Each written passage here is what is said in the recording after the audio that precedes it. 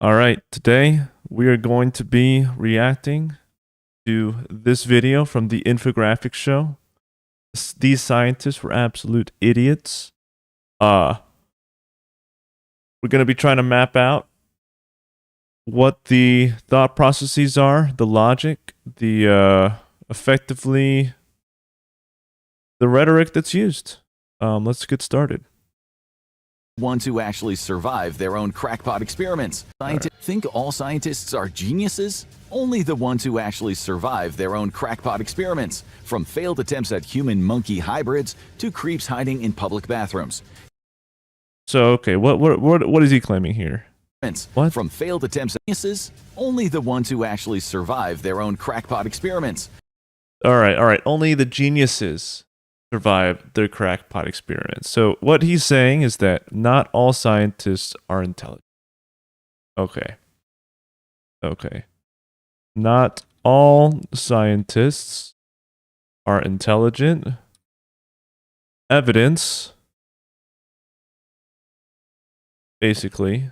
All right, let's see. I'm new to this software, so give me a second. What do I want to say as evidence? Let's say, let's give this. Let's say evidence.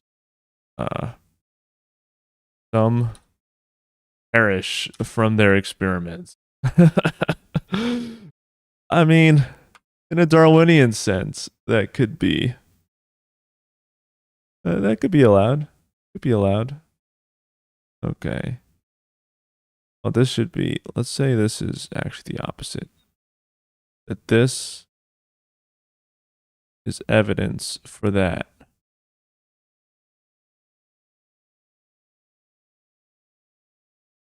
Evidence. Is there a way to put text in an arrow? I don't know. Oh. All right, I'm going to say some scientists perish from their own experiments, and that evidence that some of them are not intelligent. From failed attempts at human-monkey hybrids to creeps hiding in public bathrooms. Well, I mean, these two, not necessarily the same as this.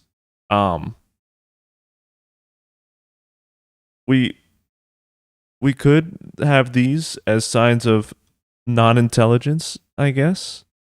What? From failed attempts at human-monkey hybrids to creeps hiding in public bathrooms. I think that's more a matter of not intelligence, but perhaps morality. So we could also say not all scientists are, well, okay.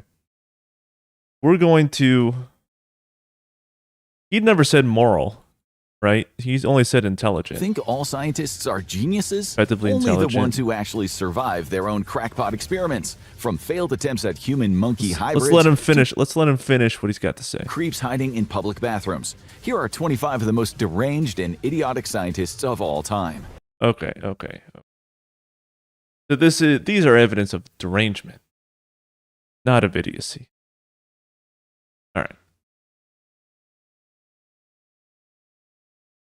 All right. Not all scientists. So we'll say some scientists are deranged. And we'll put in, I'm going to put a circle. We'll put in failed attempts at human-monkey hybrids. And some more. Another piece of evidence. What is it? Creep hiding in... Oh, sorry, that's my stream. What do you see? Okay. No, bathrooms. Here creeps hiding in bathrooms. At human-monkey hybrids to creeps hiding in public bathrooms. All right. I'm going to say just hiding in a public bathroom in a creepy manner. This is all evidence that some scientists are also deranged. We'll put an arrow here. And another arrow. Oh, you can do the arrow like this. Okay, I like that. I like that. Okay. All right, so we got two. We got two claims. Here are 25 of the most deranged and idiotic scientists of all time.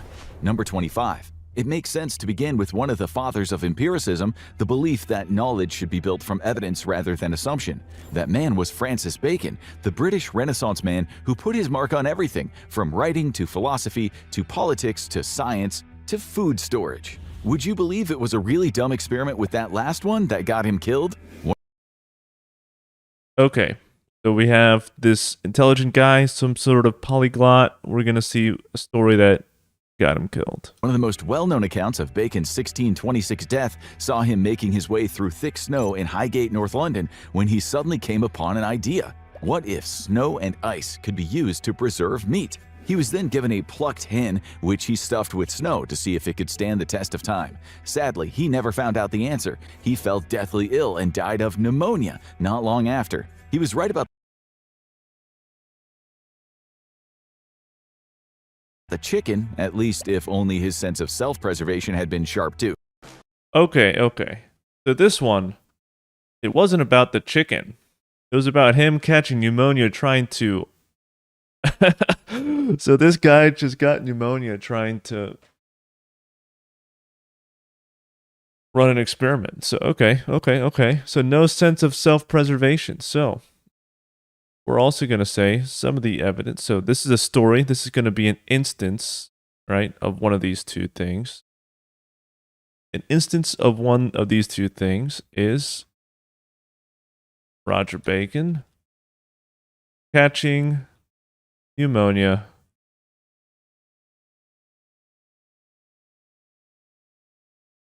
pretty much trying to conduct some experiment.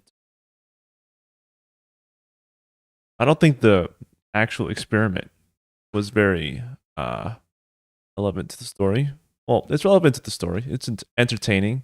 All right, we gotta skip the sad. Muscle, Factor got me there. I was tired of all the cutting and. All right.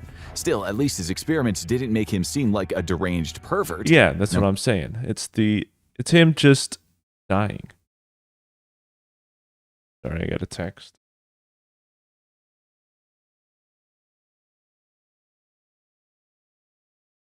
Yeah, so he was just dying, trying to conduct some experiment. You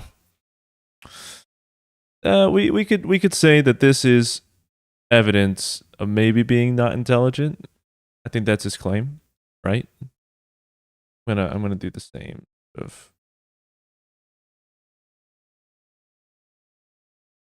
Oh, whoops.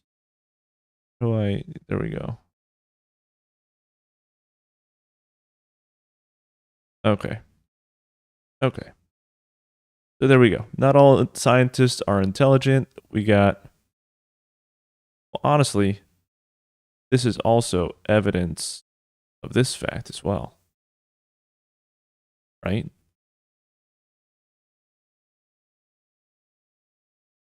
Okay.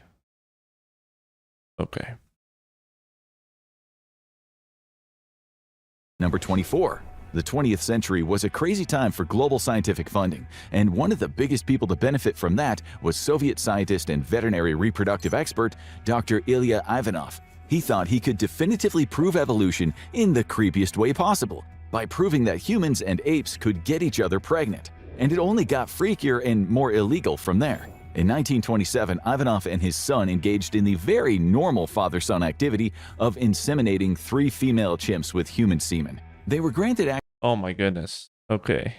access to a research station in French Guiana to conduct their bizarre experiment. His son was even packing a pistol in case the chimps fought back. But even with cutting-edge insemination technology Ivanov himself had developed, they were unsuccessful. Ivanov wasn't just some random pervert. He received actual funding from the Soviet Union, who believed his research could support their Darwinist stance against American Christian fundamentalism. Oh, so this was in order to... Okay. The Soviet Union was trying to fund, back in the day, science that would deny Christian fundamentalism, I guess, against Darwinism of evolution. And they were going to try to inseminate a chimp with human semen in order to try to prove it. Wow. He also gained funding from the French Pasteur Institute. But when all of Ivanov's attempts to inseminate female chimps failed, he realized that he also had another option: inseminate a human woman with a humanzee baby. Oh my To this end, in the late goodness. 1920s, he purchased a male orangutan named Tarzan to be his donor, and then he went on Wait. This is the 1920s? Wasn't this the Soviet Union around back then? When did the was it 1917? Soviet Union span from 1922 to 1991.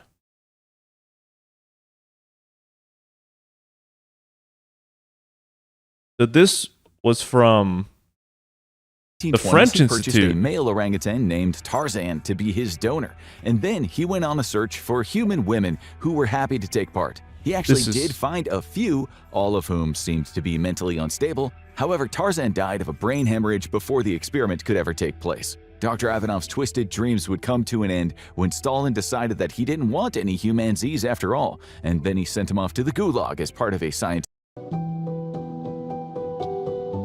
Sorry, we gotta skip this as well. purge. So that's a crime against nature. How about we go 2 for Okay. This crime against nature. So, yeah. So this is a failed attempt at making a human monkey hybrid, obviously. And what he's saying is that this is also a crime against human nature. And so that is intrinsically linked with these scientists being deranged. So we're going to say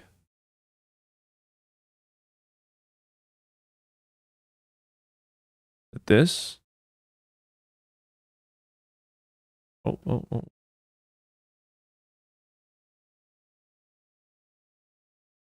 Okay. This is a crime against nature. And that is why some scientists are deranged.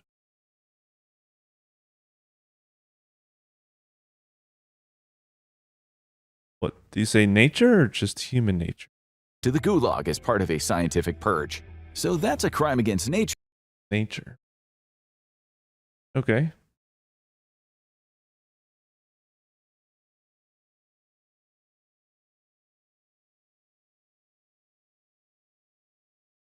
I don't think the attempting to disprove Christian fundamentalism is part of this crime against nature. And I wonder if he thinks that... I think the more bizarre or the more controversial elements of that was not perhaps not inseminating a monkey, but trying to inseminate a human with monkey sperm. Well, I think both. I think both were pretty equally controversial. I think I'm gonna keep it generic then. That a failed attempt at human monkey hybrids is an instance of crime against nature, and that is why some scientists are deranged. So, crime against nature indicates derangement. Interesting. I wonder if this is only like if he saw, well, this isn't really a...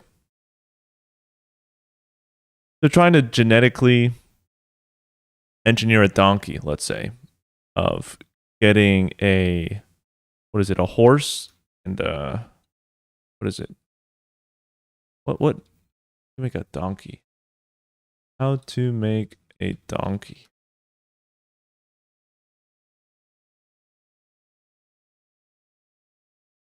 Oh, a mule.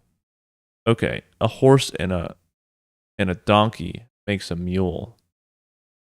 So I wonder if he thinks that that is a crime against nature. So I'm going to have this as a question. Because that's, you know, two mammals from differing breeds or different species. Are they different species? A horse and a donkey?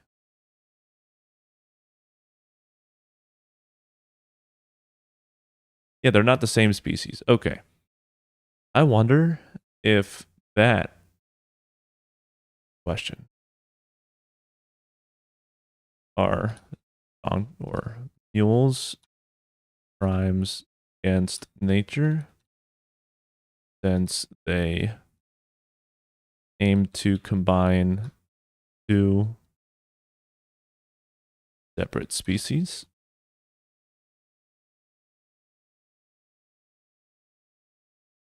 No, I don't like the diamond. Did not like the diamond.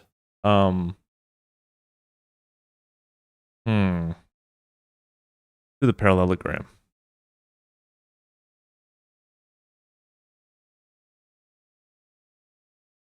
Like this. We'll widen this out. This is a question, right? Trying to elucidate why this is a crime against nature.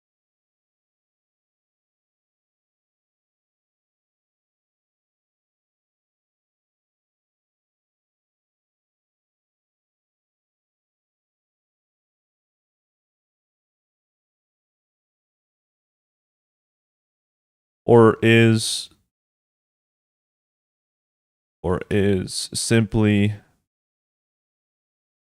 one party being human sufficient to be a crime against nature? All right. I wish I could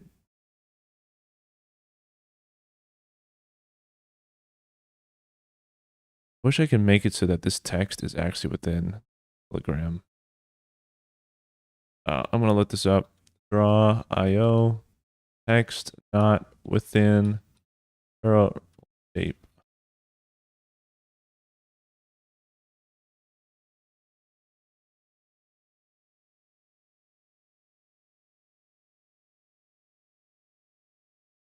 Adjust spacing. Spacing.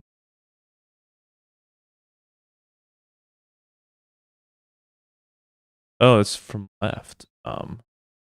We'll do 4. 4. This will do 10. Okay, there we go. Okay. So this is a question.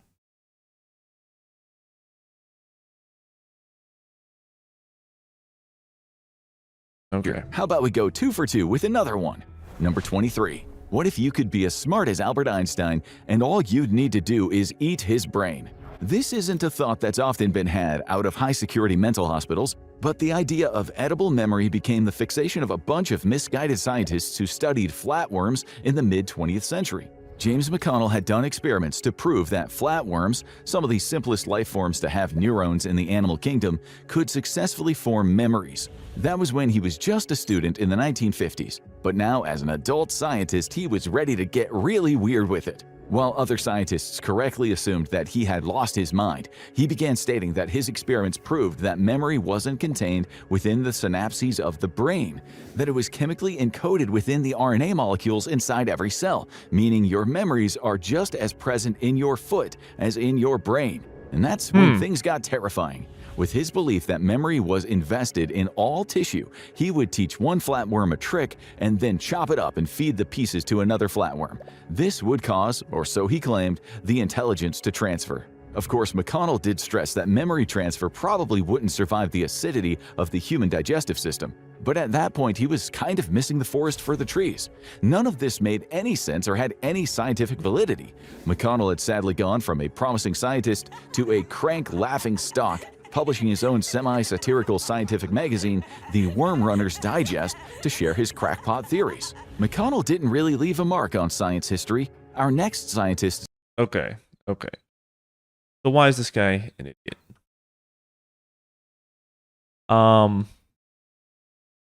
Just besides calling it bizarre, what was the argument? What was the argument?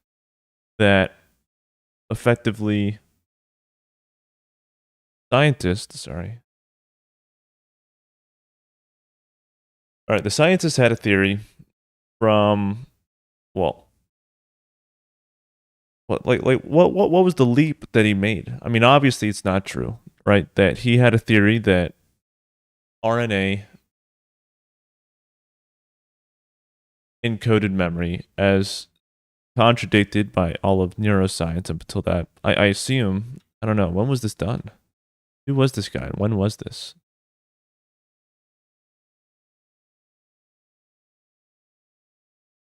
In the 1950s. Okay. So he had a theory back in the 1950s. So pretty much. Okay. So pretty much he just had a dumb theory, right? He didn't even have a dumb theory. He had a theory that didn't pan out. So this guy,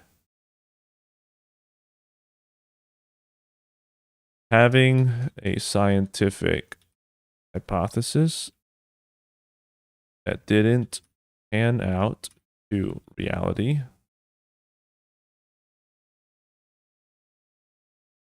I mean, it's very silly, but that's effectively, well, I'm going to use the oval, actually. Having a scientific theory that didn't pan out to reality. That, and also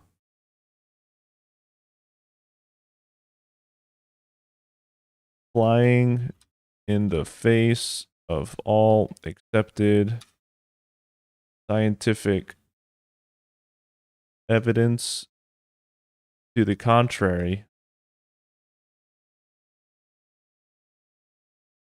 that make him unintelligent? Does he claim he's unintelligent? Of edible memory. And all you'd need to do is eat his brain. If that's a crime against nature, how about we go 2 for 2 with another one? Number 23. What if you could be as smart as Albert Einstein and all you'd need to do is eat his brain? This isn't a thought that's often been had out of high-security mental hospitals, but the... So he's calling it deranged. Because having this thought is deranged. Because high-security mental hospital. So it's not a mark of intelligence, but edible memory.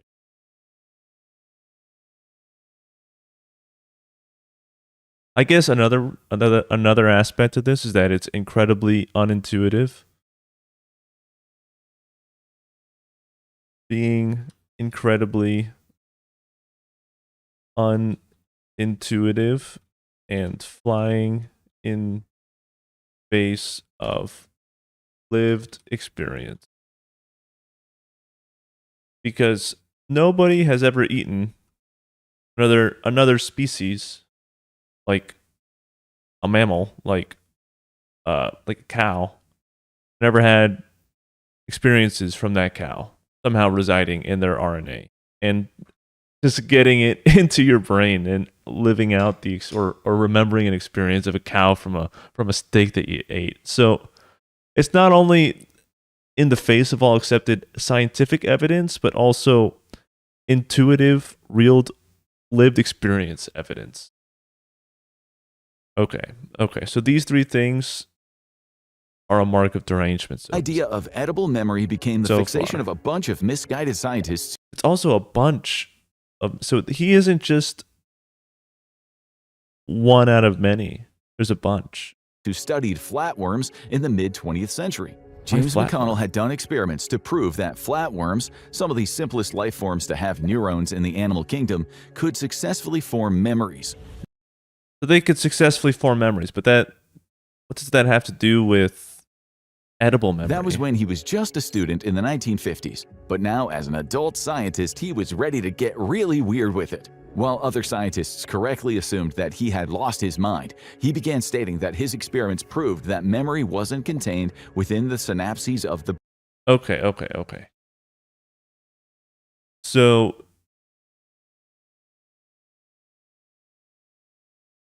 Okay. We'll do the particulars here. Claiming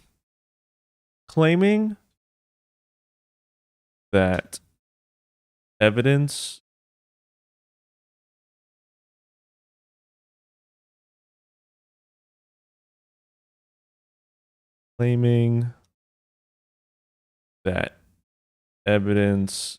from one's own experiment of memory patterns of flatworms implies that memories are not stored in synapses, but rather RNA.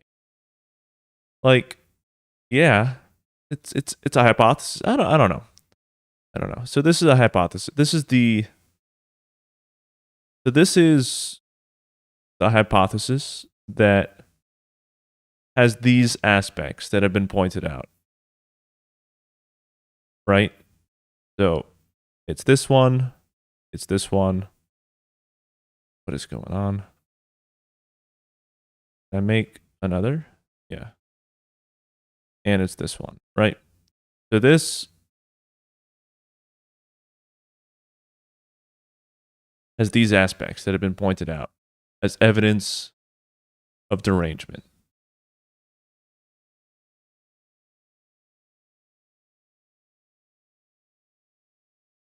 Deranged scientist. It is bizarre. It is bizarre. It's a bizarre theory, but that seems to be what Infographic is claiming. Okay. Brain, that it was chemically encoded within the RNA molecule in your brain. And that's when things got terrifying. With his belief that memory was invested in all tissue, he would teach one flatworm a trick and then chop it up and feed the pieces to another flatworm. This would cause, or so he claimed, the intelligence to transfer. Of course, McConnell did stress that memory transfer probably wouldn't survive the acidity of the human digestive system. But at that point, he was kind of missing the forest for the trees. None of this made any sense or had any scientific validity. McConnell had sadly gone from a promising scientist. Yeah, so that's part of this. So these, I don't think there's another aspect that they're trying to, beyond these three of this instance, that implies anything but deranged science.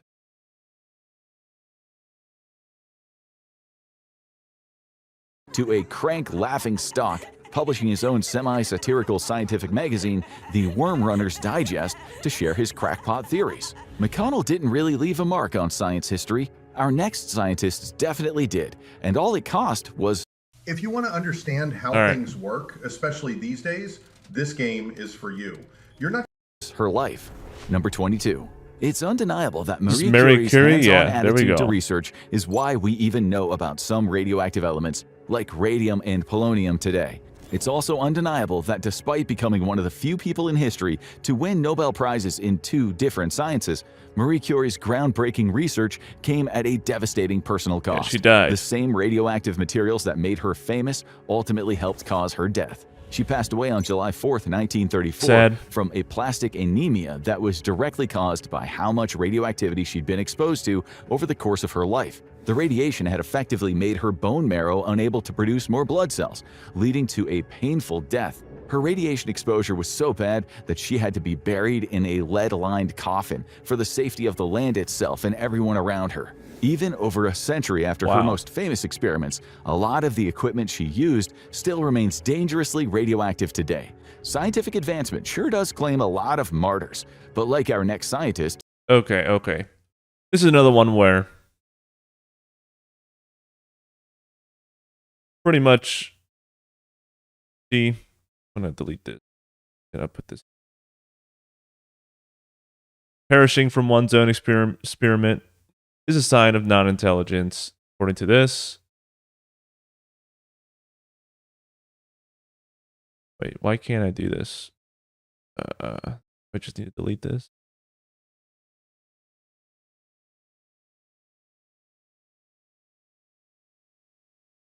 So Roger Bacon dying from pneumonia is one. We have Marie Curie dying from radiation poisoning is another.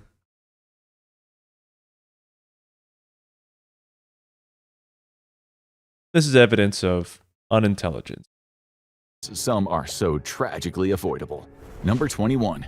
The research of Soviet scientist Alexander Bogdanov has saved millions of lives, just not his own. It was all thanks to some All right. We got another scientist perished. bizarre and kooky beliefs from one of history's greatest blood transfusion pioneers. Bogdanov was another classic Renaissance man. He was a Bolshevik revolutionary, a part-time writer of science fiction, a doctor, and a philosopher. But it was his innovations in blood transfusion technology that would both add his name to the pages of history and put him onto a mortuary slab. In 1928, he linked up with a 21-year-old student who was dying of tuberculosis and malaria, and he decided he'd engage in a blood transfusion with the student. It was a win-win, at least according to Bogdanov. The young blood of the student would rejuvenate his aging body, and since Bogdanov for some reason believed his blood was immune to tuberculosis, he believed that his blood in turn would cure the student. Obviously, this did not work, and Bogdanov died a completely preventable death in his 50s due to an acute hemolytic transfusion reaction. Ironically, the student made a complete recovery, so maybe he did have magic blood after all. Just like our next scientist thought that he had a magic. All right. So we just got another one dying. Another one dying over here. I'm going to move this over. And this is going to be Bogdanov.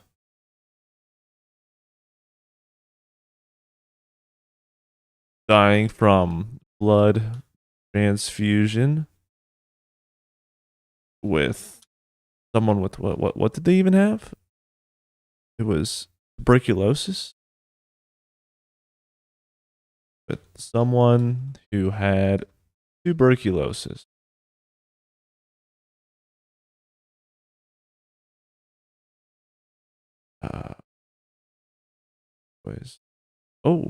The square, not a rectangle.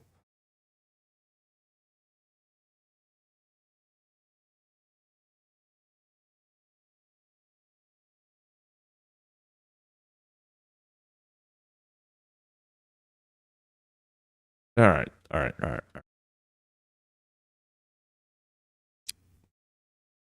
So these are effectively just stories of scientists dying from their own experiments, pretty much. A lot of these. Magic voice. Number 20. Imagine you're at summer camp as a kid, enjoying getting away from it all for a bit, a chance to really let your imagination run wild and have an adventure. There's just one problem. Every night as you're trying to sleep, a dark, shadowy figure appears in the corner of the cabin and then murmurs the words, "My fingernails taste terribly bitter," hundreds and hundreds of times. This isn't the opening scene of a horror movie or a description of a really frightening state of sleep paralysis. It is what actually happened to a group of young boys when they were unwittingly put to a scientific experiment by Professor Lawrence Leshon in 1942. They wanted to test the now widely debunked theory of sleep learning, the idea that if you play some kind of educational audio while a person sleeps, their subconscious will still absorb the information.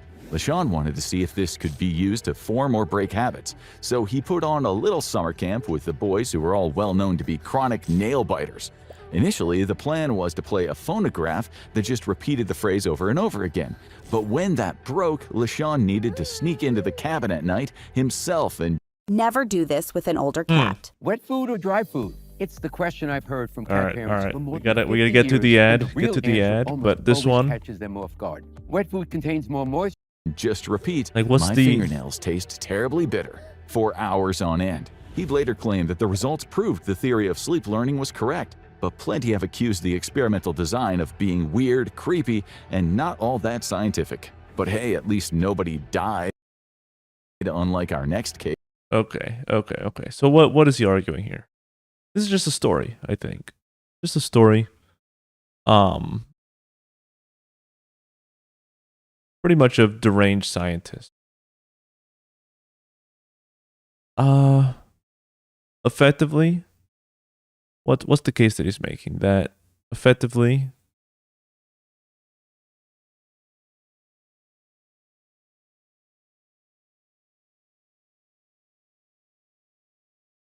let's say whispering. Let's say whispering some phrase while the children slash experimentees are sleeping. This is a sign of derangement, effectively. I think that's the case that he's making.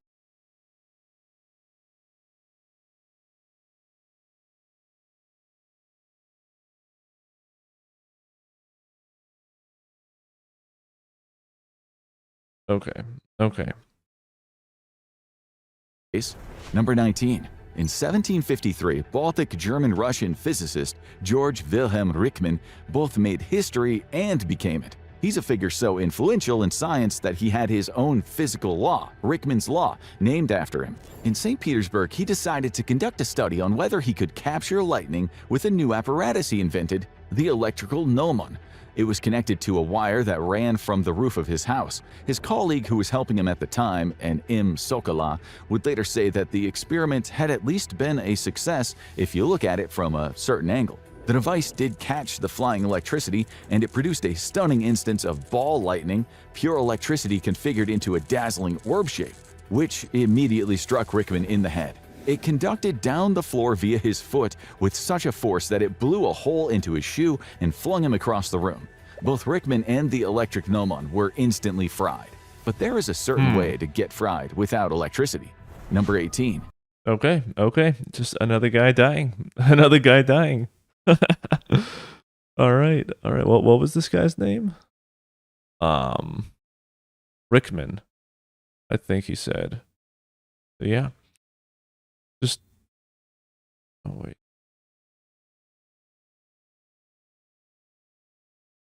Riemann dying from electricity.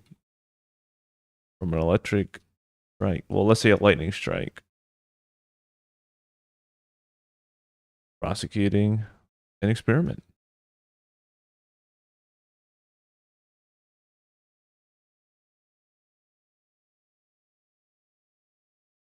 Okay, another instance of not all scientists are intelligent, according to the Infographics show. LSD is one of the most incredible pharmacological discoveries of the 20th century. It gave us the counterculture movement and some of the best and worst Beatles songs. It also is roundly agreed to have incredible therapeutic potential for people suffering from treatment-resistant mental illnesses. But only one study was ever bold enough to ask, what if we made a circus elephant trip major balls? That elephant in question was Tusco, a large male Indian elephant in the Oklahoma City Zoo. His fate was forever decided when researchers at the University of Oklahoma tried to give him a truly heroic dose of acid, 297 milligrams. That's approximately 3,000 times the human recreational dose. What's going to go on? Scientists figured it would be enough to get an effect on an animal as large as Tusco. As it turns out, they massively overshot it. They injected that insane amount of LSD into Tusco and then waited to see if he packed his trunk and wandered through the doors of perception. Instead, he collapsed onto the ground in 5 minutes. Less than 2 hours later, Tusco was dead. The only trip the scientists gave him was a trip straight into the afterlife. But there we go. Idiot scientists don't just go after nature's large. Okay, he's calling it idiot. Okay. So here's another one.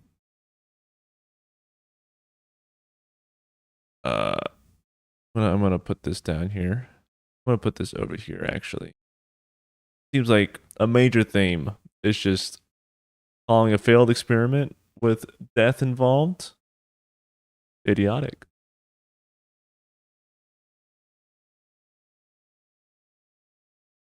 Killing an elephant with a massive overdose of LSD.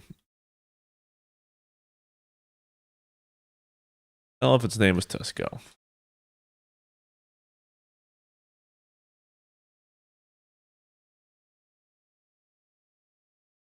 Okay.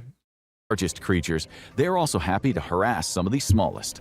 Number 17. Depending on your knowledge base, Dr. John Watson is either the plucky sidekick of famous literary detective Sherlock Holmes or an influential psychologist who conducted some famously weird and creepy experiments. All right. And none were more weird, creepy, or downright dumb than the notorious Little Albert experiment. I think I've heard of that one. This is how to tell if your olive oil is fake. Did you hear about the TikTok fake olive oil? Well, it's really easy, so just watch me.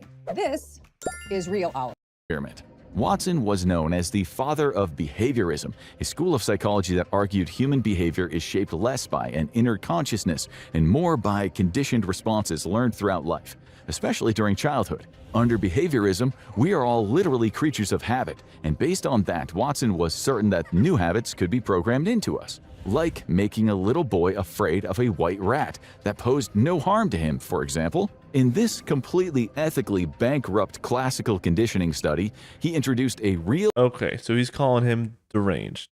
Morally bankrupt, right? Kind of make a kid be afraid of something for the rest of his life. Named Little Albert to a white rat and let the two play together. Little Albert didn't show any aversion to the rat, and he was even happy and curious. And then Watson slammed a hammer against a large piece of metal, making a loud, terrifying noise that made Albert cry. He did this again and again until the mere sight of the rat made the baby test subject cry and shake with fear. Eventually, Albert's mother moved away and withdrew her son from the experiment in the process. Naturally. Not long after this, Watson was forced to resign after an extramarital affair with his graduate assistant was revealed. So he decided to get a new job at a place. Okay, we're going to call this one another deranged scientist. Morally bankrupt. Sort of like going along with deranged. Right? Yeah. So we have derangement. Put it over here.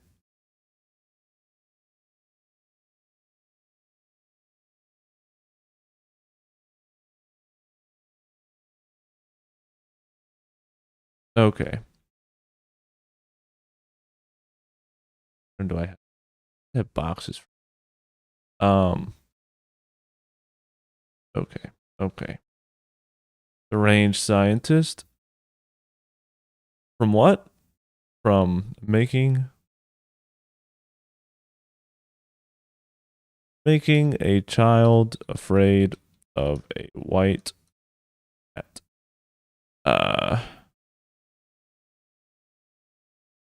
In an experiment.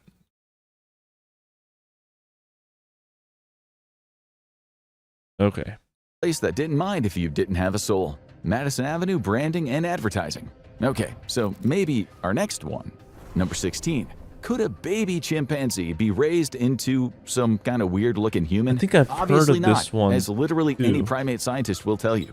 Anyway, a chimp can be a really dangerous thing when mixed with humans. None of these pretty obvious facts stopped comparative psychologist Winthrop Kellogg from giving it the old college try. He decided to raise a baby chimp called Gua alongside Chimp his own with the human boy. child, Donald. In early 1931, the Kellogg family adopted Gua into their home, curious to see what would happen. Would they be able Pretty to sure I rear Gua heard like a this. The child? boy And would started Gua's acting more like presence a encourage chimp. Donald to act more chimp-like? It is completely deranged and incredibly dangerous, but they really did give it a try. They Deranged. were impressed to find that Gua did achieve some human-like developments. After 9 months of socialization, she was able to recognize some commands and execute them, like picking up a cup and using a spoon.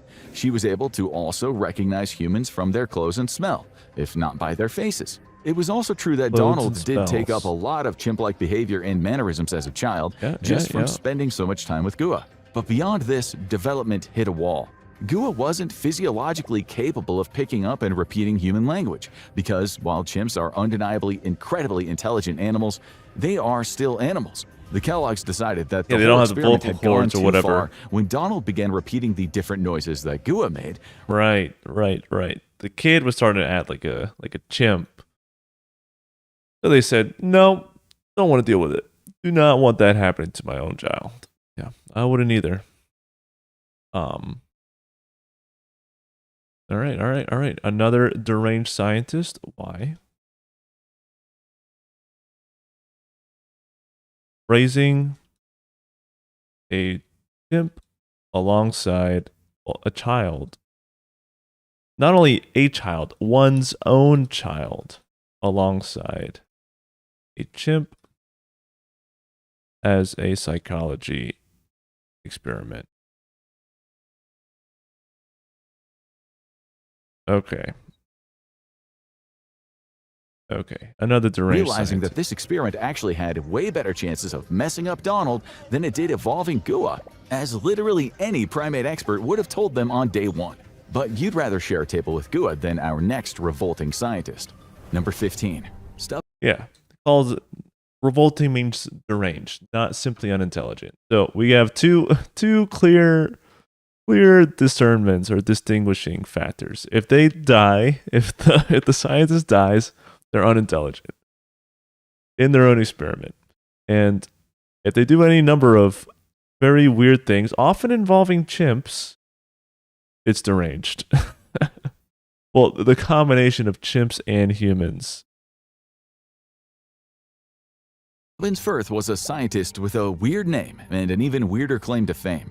He wanted to prove that yellow fever couldn't pass as an infection from person to person with bodily fluids. His way of showing it was exposing himself to as many of these bodily fluids as possible. A few years after the 1793 yellow fever outbreak ravaged Philadelphia, Firth's experiments began. He began by making surgical incisions into his arms and then pouring yellow fever patient vomit directly into the wounds. When Firth didn't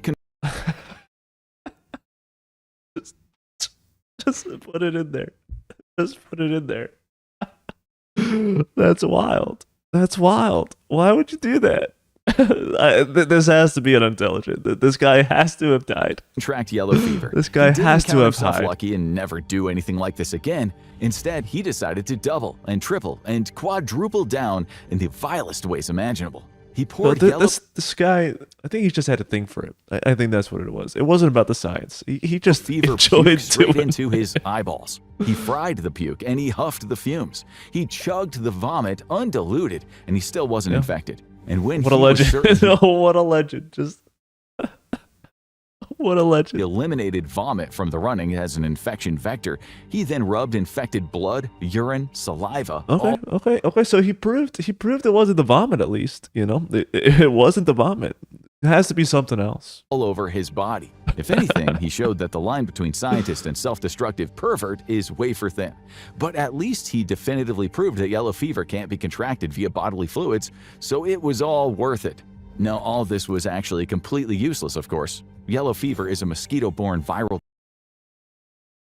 That's hilarious. So he was right. So is he deranged or unintelligent? I think this is deranged. So he didn't die.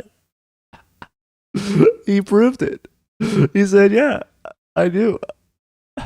What a legend. So he knew. He understood. He understood reality. All right. What led him to that? Why did he do that? I guess because this infographic shows clearly explains he was deranged. Okay, so he's deranged. Why? Okay.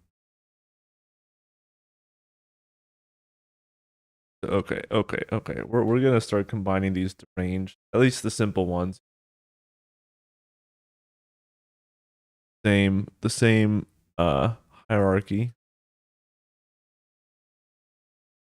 Okay. What did he do? He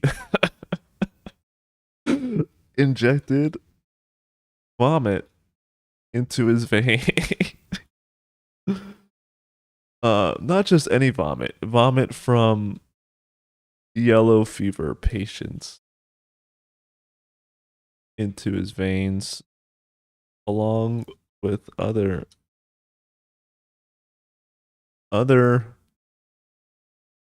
insane well, I guess with other injection methods,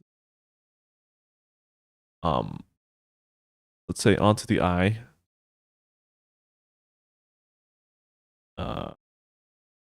exposure through the eye, inhaling noxious fumes of it, etc.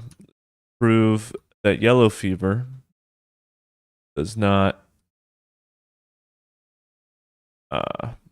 infect or contract, does not infect through bodily fluids. And he was right. He was right. He was right. Just next level. Next level. This guy had a theory. He went with it. And Firth just used late-stage patients whose bodies no longer contained the virus. And we have to wonder if at some point Firth knew that. That's what I was saying. I think he just liked it. That your scissors do this. But this is back in 1793. They had no idea about because they're not sharp mosquitoes. But he just got addicted to yellow fever fluids anyway. God, let's stop talking about this and go somewhere less gross, like the men's bathroom. Number 14. No, officer, I was just conducting a psychological experiment. Might be what you would say if you were caught lurking in a bathroom and watching people doing their business. But you might just get in more trouble if you then told them that the study was called Personal Space Invasions in the Lavatory, Suggestive Evidence for Arousal.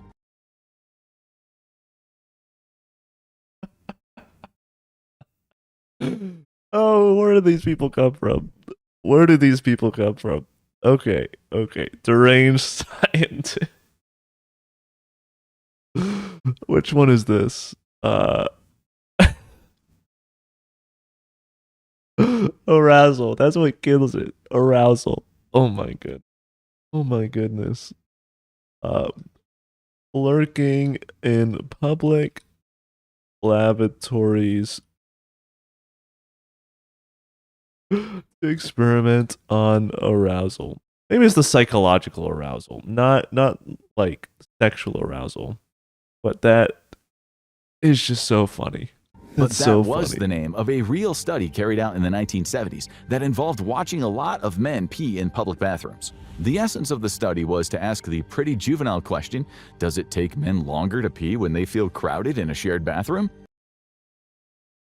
Okay, yeah, so it wasn't sexual arousal. So pretty much arousal is like when you're aroused, like from a state of sleep. You're aroused from the state of sleep. Let's say it means just awareness and focus, and being aware of so many different things happening at the same time might constrict your ability to make this happen, they secretly watched while people working for them boxed unknowing participants in at the urinal. They then measured the time it took for each of these people to start peeing at the urinal, depending on whether people were close to them or not. The scientific community. We all know. It's a little more uncomfortable. It's a little more uncomfortable. This study as weird and gross, and largely pointless. But if this is a question that's always plagued you, we guess you can sleep at night knowing that yes, it does make it harder to pee when you've got stage fright. Yep. We know. We know. Big questions. Number 13. How heavy is... All right.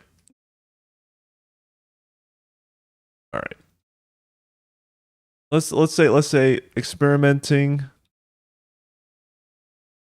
Let's say prosecuting an experiment that involves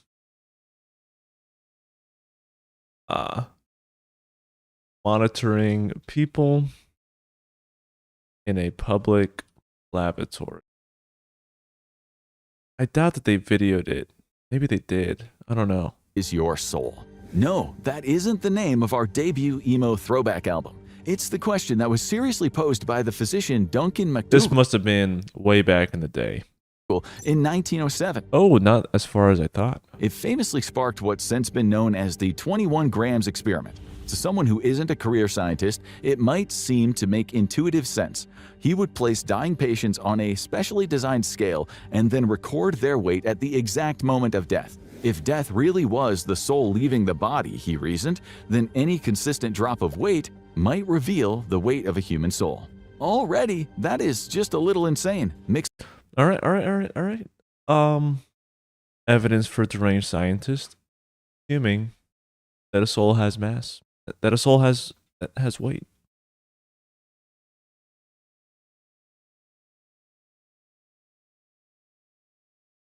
Okay.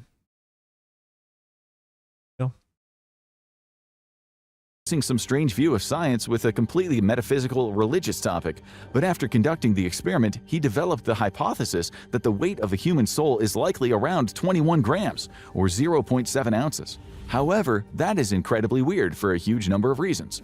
Number one, the experiment was only performed a few times, given that a lot of dying people would rather spend their last moments with their family rather than on a doctor's weighing scales. It also had the problem of only having a 6-person sample, which is pitifully small for making a claim this big. So he needed more people, but people just were not forthcoming. And if that wasn't bad enough, only one of those 6 test subjects actually confirmed the hypothesis that McDougall was testing. So despite the 21-gram fact being shared all over the internet by clickbait accounts, it is little more than urban legend based on terrible experiment design. Sometimes idiotic experiments aren't so deep. I don't really know what he's trying to claim. Is he deranged or is he idiotic? I think this one's more an idiotic.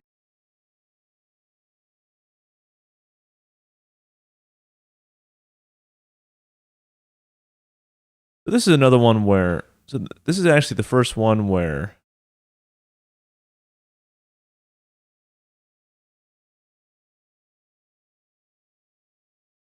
the experiment didn't end up killing scientists, but it did involve the death of one person.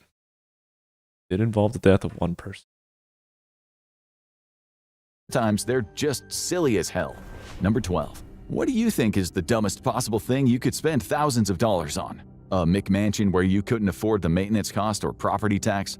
Thousands of Beanie Babies? Cryptocurrency? Or a study that hoped to use chickens with plastic dinosaur tails to figure out how dinosaurs walked? Yes, that was a real study, and it won an Ig Nobel Prize. Tape it on. A scientific satirical award for unusual studies. So what happened here? I want to know. Scientists reason that birds are the descendants of dinosaurs, and since chickens are amongst the most widespread two-legged birds on the earth, they made an unusual choice. By attaching an artificial dinosaur tail to a chicken, they hoped to see how a dinosaur might have actually walked. Well, that is the stated logic anyway. In case you were curious, maybe they just wanted to see a chicken with a tail. Maybe they just wanted a farm full of them. Just one of them walking around making eggs. Maybe they'll make dinosaur eggs. The TLDR on the answer is they walk with a heavily crouched, almost horizontal posture, as the tail is a counterweight. Worth every penny. Chicken diet. Yep. There it is. Put something on your back. It's like a backpack, Just lean forward a bit. Dinosaurs may not reinvent the wheel, but how about a theory that would flip the... All right. This one, I don't think it's deranged. Idiotic. Definitely an idiotic. This one's a little bit more complex, right? That assuming I think this one I just have to spell it out. Thinking that attaching dinosaur, if artificial, a fake dinosaur tail on a chicken would actually give insight into how dinosaurs would move. I think that's a fair description of what the infographic show is claiming is Whole idiotic. universe on its head if it wasn't a load of crap. Number 11. Here's how it sounds when you find termites. And when you see the damage. All right. Oh, man. But Terminix year-round protection sounds amazing. Book a free inspection at Terminix.com. Qualifying homes only. Terms apply. It wouldn't be a video on... All right, let's check out the stream. Figured. First stream, you know. Bad science without a little trip to Austria and Germany in the first half of the 20th century. There were a lot of straight-up evil scientific theories around at this time, especially with the onset of the Nazi movement. But some were just plain weird and stupid. The engineer Hans Horbiger created a world-changing theory with Welttheitslehre, which he didn't even come up with using research like some regular lamestream scientist. Hey, some legit scientific theories have come through dreams. Ring structure of carbon molecule. A benzene? I think was Instead, a dream. he discovered this world-changing theory in a vision. And what was this theory? Okay, how to put this. So he pretty much believed that ice was the central force of the universe, binding all of reality together with its cosmic power. It may not have been useful and had no basis in reality whatsoever, but Hans still aggressively promoted it in his public engagement tour. It ended up being a weird point of discourse in Germanic culture, so much so that by the time Hitler rose to power, arguments were breaking out about whether world ice doctrine was essentially Aryan theory or something more Jewish-influenced in nature. This next one introduces a cool...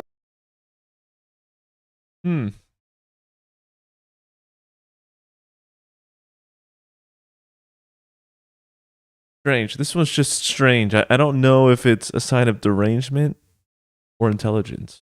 Or lack of intelligence. But what would be the claim?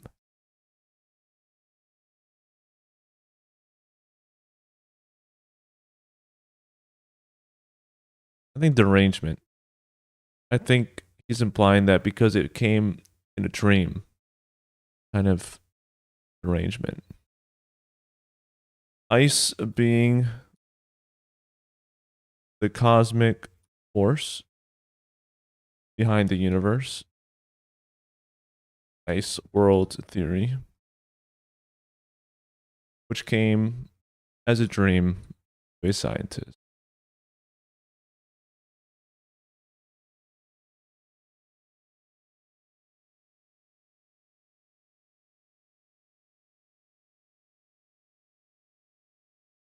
All right, another deranged scientist. refreshing beverage into the equation. Number 10. In the late 19th and early 20th century, doctors and scientists believed that you could use milk as a replacement for blood in blood transfusions. The result? An awful lot of problems. For some valuable context, blood types were only discovered in 1901, so before that, blood transfusions were literally a complete crapshoot unless you had a blood relative on hand.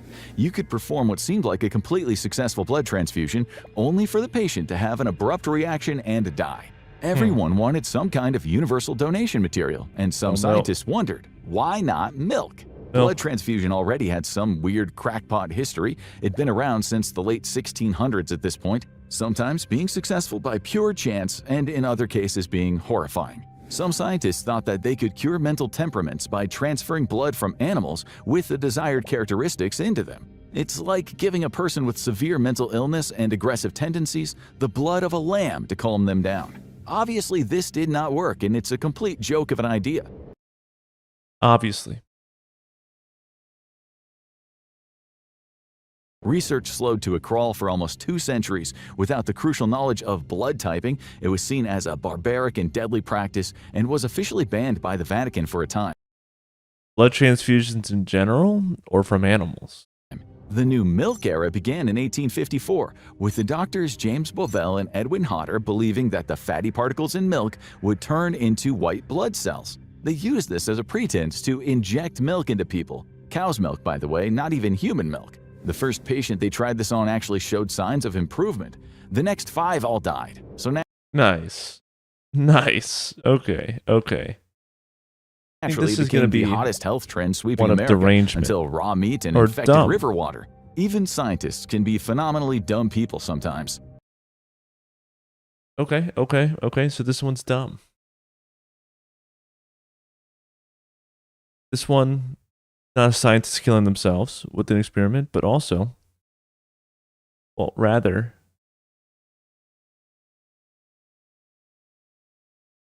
scientist performing cow's milk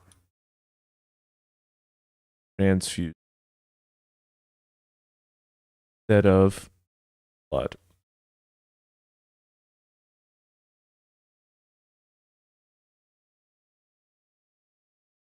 On here. Back in the day, man. Back in the day, it was weird. These are all weird. And next is what happens when you fuse the dumb with evil. Number 9.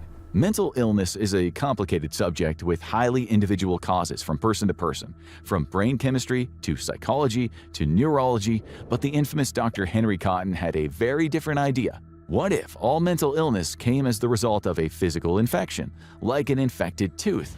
Big if true, problem is it wasn't true at all. As the new physician of the New Jersey State Hospital for the Insane in 1907, Cotton wanted to make a name for himself. He'd read that patients who suffered from high fevers as a result of infection are likely to hallucinate and experience delusions, so maybe one was directly connected to the other. This led to his mass operations of yanking decayed teeth from the hospital's patients, wondering if, well, maybe in the process he would yank out their mental trauma with it. Clearly, the craziest guy of all was the one in charge of the asylum here. All right, sign of derangement. When this didn't work, he didn't see the errors of his ways and back down. Oh no, that would be quitter talk. Surely, if they were still mentally ill, it was actually because their bodies still had hidden infections that he just hadn't ripped out yet. He started taking out the tonsils of the mentally ill. Failing that, he'd happily take out your testicles or your ovaries if he believed they were at the root of your mania. Yeah, that does seem.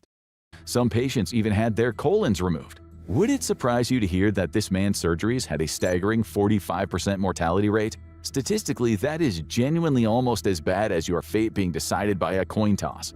It wasn't long before the hospital's population was filled with Cotton's mutilated victims. When he eventually left the hospital, he was able to parlay that success into becoming a private doctor.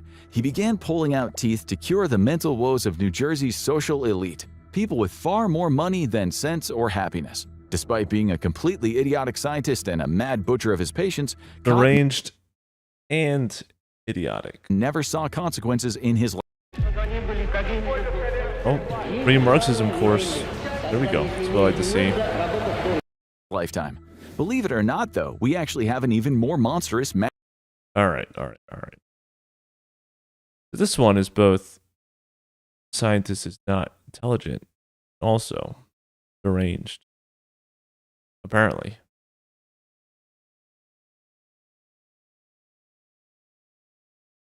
Deranged and not and unintelligent.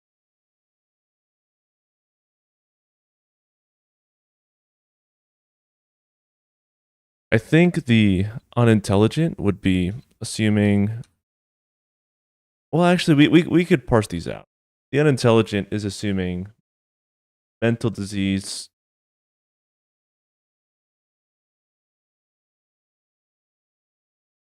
Assuming mental disease is function, say a pure function of physical disease. So that is what he says is not intelligent and also deranged. Is effectively having a 45% mortality rate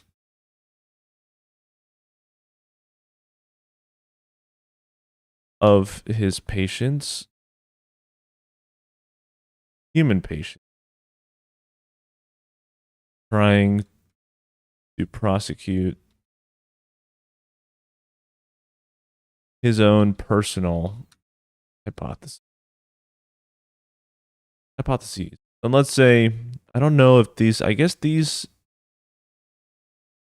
I guess on presumably unconsenting mental patient at a state hospital.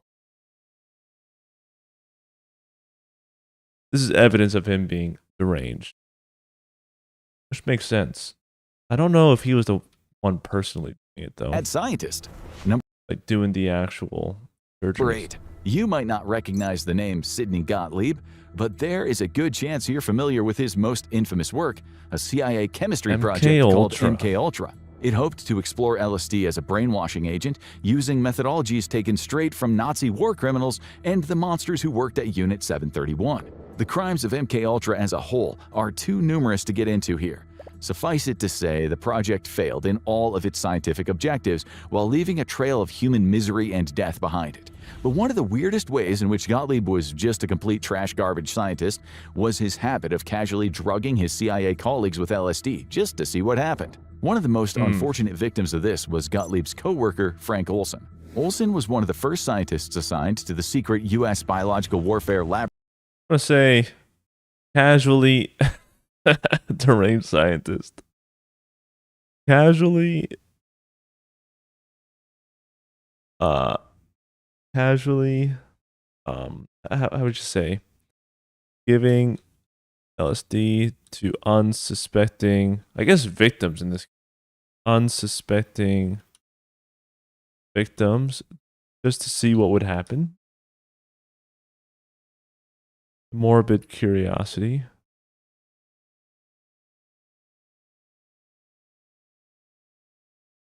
Laboratories at Fort Detrick in Frederick, Maryland during the Second World War. This would later put him on a collision course with Gottlieb, who drugged his drink during a company outing. It resulted in Olson having an embarrassing mental breakdown in front of all his colleagues. This started a downward spiral for Olson as paranoia and professional concerns effectively drove him insane, culminating in his still contested fatal fall from a hotel window in 1953. Nothing about Okay, and someone might have died from it. Gottlieb's experiment was within the bounds of ethics or the scientific method. It was just pointless sadism borrowing science's coat for a costume party. Here's a weird fact that you probably have never heard before, even if you're also fascinated by the MKUltra case. After the project collapsed and Gottlieb retired to civilian life, he decided to take up a totally new profession. A lifelong stutterer, Gottlieb got qualifications in speech therapy and spent most of the rest of his life as a middle and high school speech therapist. That's crazy. Imagine going from MKUltra to the leader of MKUltra, tutoring your kids. Is that what you want? Must have been wild getting speech therapy from the USA's most infamous mad scientist. Hopefully, he was better and more ethical at that than he was at chemistry. Number 7. Oh, so, okay. Different scientist. Is it weird to hang out with your scientist best bud and torture each other's nuts for the betterment of human knowledge? Whether it is or not, two scientists named Herbert Woolard and Edward Carmichael did exactly this in 1933. They teamed up to put weights on each other's testicles in order to figure out how it felt and what it meant for science. You know, just guys being guys. Yeah. And don't worry, as they piled the weights on, sometimes they also injected their testes with local anesthetics. We swear. I really wanted to just see, when do they pop? When do they pop? This is a real study and not just some bizarre BDSM fan fiction we dreamed up for the video. Was it worth it in the end? Who's to say, really? You've at least got to give some respect to people being willing to wound their balls for knowledge. Better them than us. I think this is also a sign of derangement. I think this is more derangement than anything else. What's the word? Exposing? No. What is it? Well, trying to pop one's nut.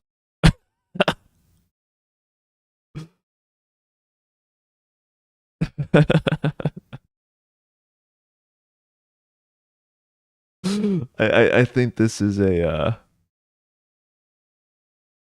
sign of derangement. Yes, trying to pop one's nuts. I think that's what he's trying to get Number at. 6. Jack Parsons was one of the strangest people on this list. Not only was he a brilliant rocket scientist who pioneered solid-state fuel, he also was a sex wizard apprentice of the occultist Aleister Sex wizard apprentice. Crowley. He had his own Oh no. Oh no, here we go. magical lodge in Los Angeles where he hung out with a cadre of weirdos who shared his obscure religious beliefs. Those weird hobbies ended up impacting his scientific pursuits in many strange ways. Over time, Parsons got deeper into his occult studies, forming a relationship with the future. Every adventure deserves great memories, not unexpected surprises. At the Tire Choice Auto Service Center, Scientology. You know, when does personal life not bleed into professional life? You know, it happens to all of us. L. Ron Hubbard, and attempting to birth the Antichrist into the world, until Hubbard eloped with Parsons' sister-in-law and most of his money. When his life collapsed, he made foolish lapses in judgment that lost him his security clearances, which in turn lost him his chance at government rocketry contracts. But the saddest end for the Jack Parsons story came with the careless handling of mercury fulminate. Parsons succumbed to his injuries just 37 minutes after the explosion. The news was so sudden and brutal, it literally killed his mother the same day. To this day, rumors spiral about whether this really was an accident or a cover-up for an assassination attempt. But Parsons, despite his genius, was a messy guy his whole life. Okay. I think this is derangement. Well, I think derangement would probably be being part of a sex cult. I think that's what that is. I don't really know how to classify what I just heard, but I think sex cult is not a bad way. And he also died from an experiment. I think we've got enough of that. I think we've got enough of those instances Why would this be to any know. different? Number 5. Almost everyone who's interested in psychological experiments has run into the Stanford prison experiment at some point. The incident saw psychologist Philip Zimbardo turn ordinary university students into prisoners and guards inside a mock prison. What followed was the rapid descent into cruelty, humiliation, and abuse as participants began to embrace their assigned roles. For decades, the study's been cited as evidence that under the right circumstances, almost anyone can be pushed toward behavior they would never have thought themselves capable of. This is something that I was taught in psychology class back in college. I had. Not that I remember much of it. And it is scientifically complete garbage. Like a lot of iconic studies, the research methods in this study leave a lot to be desired and show Zimbardo really reaching to get a lot of his results. Zimbardo coached his guards to be extra brutal and enforced rules and guidelines that would encourage them to be extra dehumanizing. The cruelty of the guards was workshopped and rehearsed beforehand, whereas the prisoners were thrown in without prep. Both prisoners and guards didn't respond with uniformity, going against the idea there was any real pattern here, beyond the one Zimbardo wanted to see. So in the end, it doesn't prove the darkness hiding. See, I didn't hear that from this experiment. I just was told the story and was left at it in college. In the human heart. It just proves a messed up story can happen when you... Let's say this one's a part of derangement. I think he's trying to say.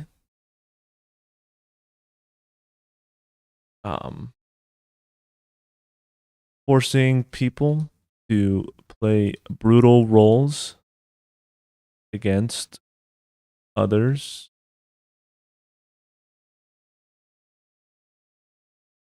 In the name of an experiment. I think that's what he's trying to claim is a sign of derangement. You invent one and manipulate the data after. Number 4. Here's a little PSA from the Infographics show. Don't put anything in your eye unless a doctor tells you to. Was this one was this one a which one? Was this a doctor? What if he told you to? What if he told you to? Would you do it? Would you put would you put yellow fever bodily fluid in your eyes like he did? Self-proclaimed biohacker Gabriel Lucena never got the memo when he was trying to find a way for humans to see in the dark. He made a concoction of insulin, dimethyl sulfoxide, and chemical chlorine E6. Is that the stuff that they put in the glow sticks? Is that what that is? A drug which is used to treat blindness. So if you take a drug that treats blindness and you put it in the eyes of a sighted person, surely the result is super sight, right? That was the logic behind the experiment. What it overlooked was a critical flaw. An eye that lets in more light may see better in the dark, but it also becomes far more vulnerable to damage in daylight. Gabriel got lucky. He found it was easier to see in the dark as a result of the stuff being poured into his eyes, rather than immediately being blinded. He was back to normal the next morning. Number 3. I think this one kind of claim is a sign of unintelligence.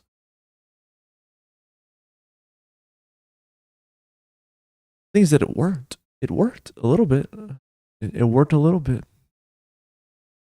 What is he actually trying to say here? What? Okay, it's unhinged. The experiment was unhinged. Okay, I'm gonna go through it. But the experiment was unhinged. That's the scrubby way. But what Because your future actually was bad? Like what is he claiming is Kaiser University. exactly what? Overlooked is treats blindness, and you put it in the eyes of a sighted person. Surely the result is treats 6, Okay. a drug which is used to treat blindness. Okay. This is someone who's saying a drug treat blindness. Okay, this is what he's saying is dumb. Assuming that a drug that would treat blindness, that does treat blindness, that treats blindness, also would give super sight for normal sighted people. Really just a assumption of linearity, you know? That's all. Yeah, it's easy mistake. Easy. We all like things to be linear like that. But sorry. It feels almost like a cruel joke to call Joseph Barcroft an idiot, when he is actually one of the most hardcore scientists who ever lived. But we only really say that because he survived. And when you do the kind of...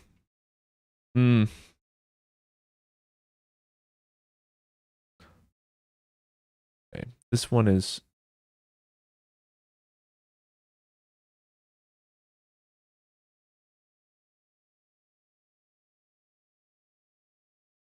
But yeah, see, that's the main thing. He's saying he's unintelligent. Oh. Sorry, one second.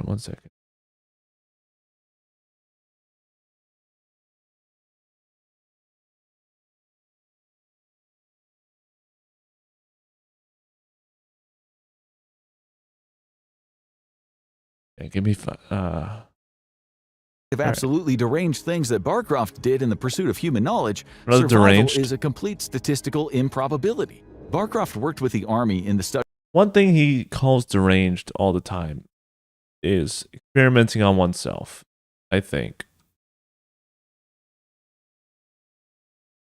Or, in this case, one's own child. Yeah, you see? Of oxygenation and blood. It was particularly useful in the First World War, when chemical weapons were wreaking havoc on the British Army.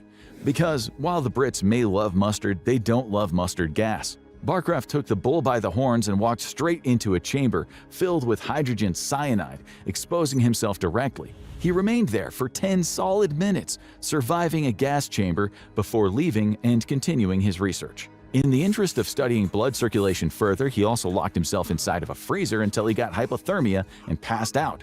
But that... All right. He's saying that these are signs of derangement, effectively experimenting on oneself, experimenting with supposedly dangerous situations on oneself. Honestly, this over here, instance of that. Okay.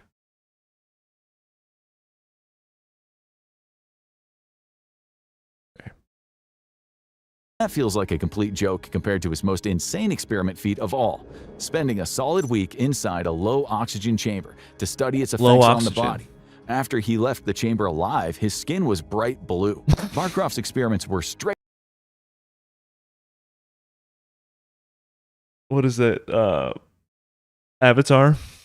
Is this an Avatar person? Up insane, but he can't exactly be called a champion idiot because, well, he survived. Our last two scientists, well, you see, it goes from deranged into idiot only if he dies.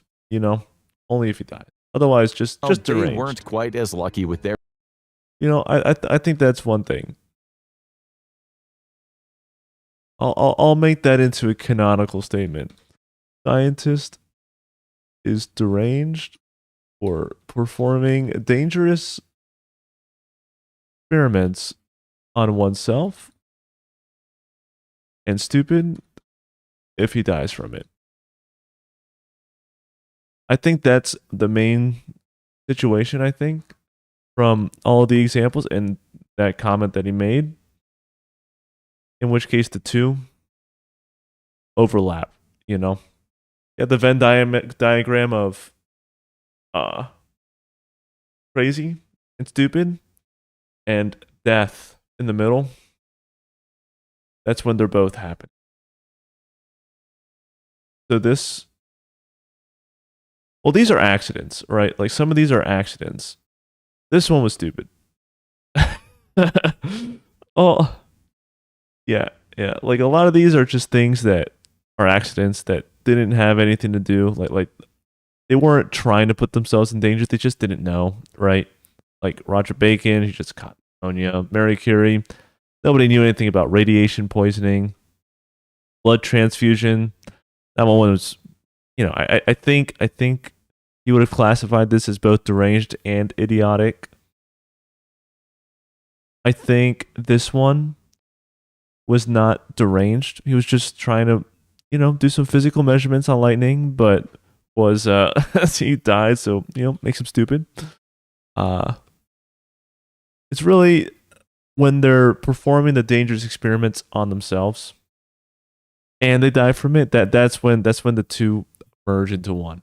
That's what I'm getting from shocking this. and dangerous experiments. Number 2. What could go wrong when a cowboy nuclear physicist decides to mess around with a huge and volatile mass of plutonium, nicknamed the Demon Core? As it turns out, absolutely everything, and in the most horrifying way possible. Here we go. That's exactly what happened to Louis Slotin and everyone who was unlucky enough to be working with him on that fateful day of the 21st of May, 1946. Without making you sit around for a full physics lesson, Slotin was engaged in an experiment that he called tickling the dragon's tail. It involved using a screwdriver to manipulate the demon core in order to induce a fission reaction. All of Slotin's colleagues told him this was a terrible idea that was gonna get him killed someday. But for some reason, he kept on doing it. This all came to a head during the criticality accident, where he dropped his screwdriver and then caused the top deflector to fully encase the core, bathing everyone in the room in titanic doses of deadly radiation. Slotin would die 9 days later in horrific pain, all because he couldn't follow the advice that everyone was giving him about the incredibly dangerous thing he kept doing to look cool. All right. I think this is another one. It's another instance of this. Well, no. It wasn't on himself, so it wasn't deranged, but definitely stupid. I think that's going down here.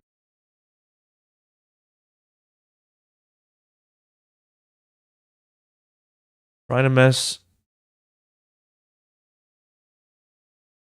Dying from messing around with a plutonium core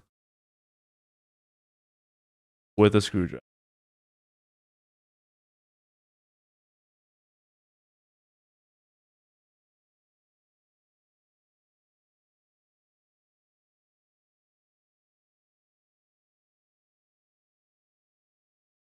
Number 1. How far would you go to win an argument? If you feel like you would draw a line at letting yourself get fatally eaten alive by bugs, I think we might be in this territory. In this territory now. then you lack the moral convictions of Dr. Jesse William Lazier. This was a man whose lifelong enemies were malaria and yellow fever, diseases he wanted to do everything in his power to lead the fight against. When he was placed on the Yellow Fever Board by the United States Army, who in the late 1800s found that communicable diseases like yellow fever were one of the greatest threats against the military, Lazier encountered research that suggested mosquitoes could be a vector for the disease. His former research into malaria had him working in close proximity to the deadly bugs, and he more than believed that this research could be true. And what could be a more definitive way to prove it than letting himself get bitten by mosquitoes that he believed had been infected with yellow fever? So that's exactly what he did, and for his trouble, he died. Okay. I think this one, I think we figured it out. Well, does he claim that he's deranged? From yellow fever, a little over 2 weeks later. He may have been dead, but hey, he was right. Now go check out 12 U.S. I think this one, I don't know if he says that he's deranged yet. I think this one's also just stupid. I think this one just goes underneath stupid. He didn't give off this is deranged vibes when explaining that story. Okay. Proving that mosquitoes transmit yellow fever by purposefully exposing oneself to it and later dying.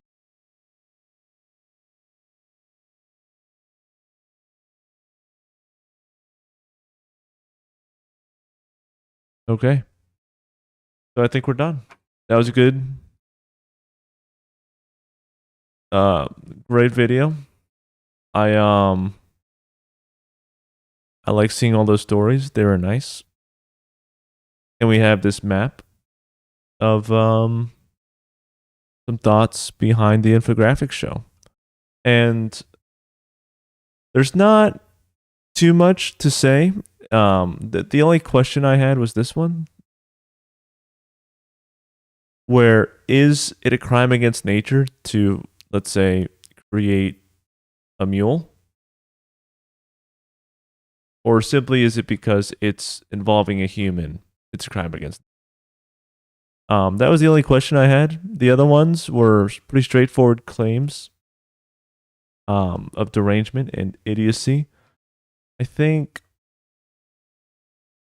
there's not many questions to come from this one, but I think in the future, it'll be good to have instances of idiocy and derangement from this channel when, let's say, I want to investigate more videos from this channel and to see, okay, is doing something like this a sign of idiocy? Like, for instance, there was one, like, assuming that a soul has weight or mass, right? That story. That's just it seems like a I don't think I would say that's a sign of unintelligence. I think that's like, why not ask that question, right? It's an interesting experiment in its own right. Simply being wrong, I don't think that makes you unintelligent per se. So I wonder if, like, the combining of a metaphysical into a material, let's say, judgment or understanding of the world. We'll see if that factors into any future videos from this channel. And we can see whether he makes the same claim that it's still idiotic, right? We have the record here. So that's sort of what I want to do is, like, effectively try to consolidate all these different maybe viewpoints from different videos from, let's say, the same channel, and see what, like, are these consistent views from this channel, and what might be inconsistent, what can be trustworthy and what is not necessarily that trustworthy, right? According to how the channel itself presents its views.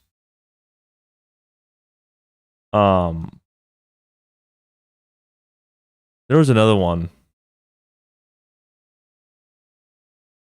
Like this one. This one was an interesting one too. For instance, having one's own personal theory that had these attributes makes one deranged.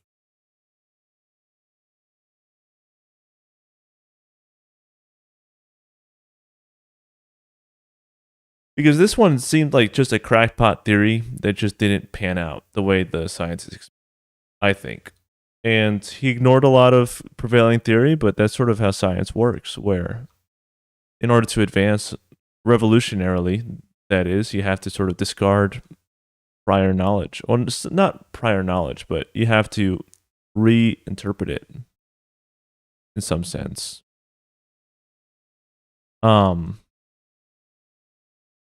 This one just didn't pan out, and it was very silly. So this didn't seem too much trying to make, this video didn't seem too much trying to make a, like, an argument of any sort. It was mainly just a expose of just a bunch of very strange and bizarre stories, which, you know, I appreciate. So I think that's why there wasn't too much to say in terms of analyzing the arguments made, because it wasn't really an argument. It's just trying to show instances of particular behavior. But we got those instances. And we'll see to what extent we can integrate them into other effective, well, into other viewpoints made by the same channel or different channel. And yeah, that's it. Well, thanks. I'll be going now. Hope you enjoyed it.